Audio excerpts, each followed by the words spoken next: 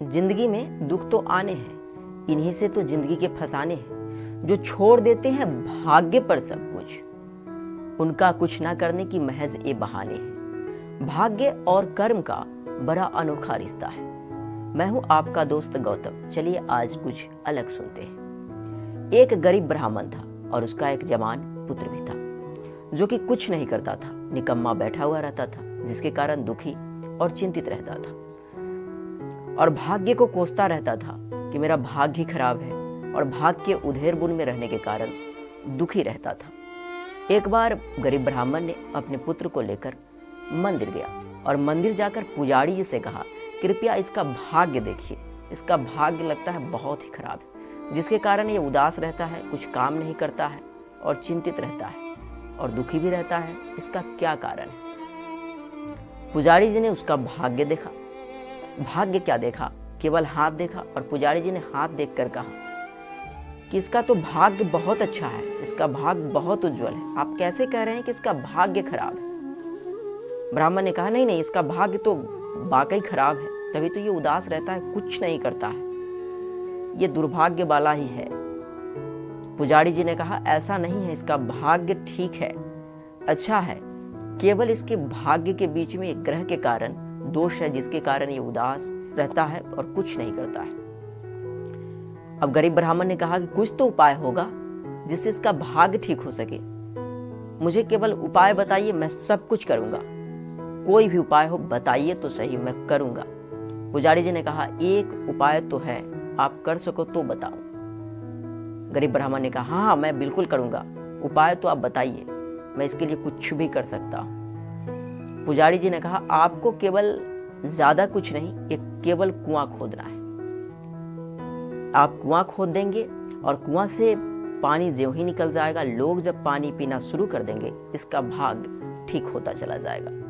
यही मात्र एक दोष को मुक्त करने का उपाय है। ब्राह्मण ने यह सुनकर वहां से चल दिया और कुआं खोदना शुरू कर दिया। कुआं खोदने के क्रम में कुआं खोदते खोदते जब ज्यों ही पानी निकलने लगा तो उस ब्राह्मण को एक घड़ा दिखाई दिया। उस घड़ा को लेकर वो ब्राह्मण पुजारी जी के पास पहुंचा। पुजारी जी ने ज्यों ही खोला तो देखा कि अरे, इसमें स्वर्ण मुद्राएं भरे हुए, यानी सोने का सिक्का भरा हुआ है। पुजारी जी ने कहा कि क्या आपको कुछ समझ में आया? गरीब ब्राह्मण ने कहा, मुझे तो कुछ समझ में नहीं आ रहा। पुजारी जी ने कहा, बस यही तो था, जब तक आप कुछ करते नहीं तो आपको ये स्वर्ण मुद्रा से भरा हुआ घड़ा कैसे मिलता? आपने काम किया और काम के बदले में आपको ये स्वर्ण मुद्राओं से भरा हुआ घड़ा प्राप्त हुआ। आपने कर्म किया जिसका ये प्रतिफल है। यदि आप कुआं ना खोदते, ना आपको ये घड़ा मिलता। जीवन में कुछ करेंगे नहीं तो आपका भाग्य अच्छा कैसे हो सकता है? आप चिंतित ही रहेंगे ना, आप उदास ही रहेंगे ना, आप दुखी ही रहेंगे ना। जीवन में कुछ करेंगे तभी तो कुछ मिलेगा, अन्यथा भाग्य के भरोसे यदि बैठे रहें तो दुखी और निराशा के सिवा तो कुछ नहीं मिल सकता है। आपने कर्म किया और आपके कर्म का प्रतिफल आपके घड़ा के रूप में मिल गया। इसलिए जीवन में कुछ करिएगा तभी तो कुछ मिल सकता है। यह सुनकर गरीब ब्राह्मण और उस गरीब ब्राह्मण के बेटे को बात समझ में आ गया। जी हाँ दोस्तों, भाग्य के भरोसे यदि बैठे रहें तो कुछ नहीं मिल सकता है। ये कहानी यही हमें सीख देती है। अचानक से कभी भी सफलता नहीं मिल सकता है। आप थोड़ा थोड़ा प्रयास करेंगे, जीवन में धीरे धीरे प्रयास करते जाएंगे, आपको एक दिन न एक दिन सफलता अवश्य मिलना है। जिस क्षेत्र में आप प्रयास कर रहे हो आपको सफलता मिलेगी। अब दुखी रहेंगे, भाग्य के भरोसे बैठे रहेंगे तो कुछ नहीं मिल सकता है। इसलिए जीवन में कभी भाग्य के भरोसे न बैठे।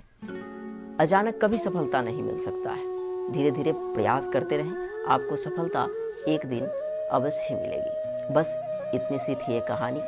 अगर आपको मेरी कहानी अच्छी लगती हो तो मेरे चैनल को सब्सक्राइब अवश्य करें, साथ ही साथ बेल आइकन को भी प्रेस कर दें ताकि हर आगे आने वाले मेरी कहानी और पोएट्री का नया अपडेट आपको मिलता रहे।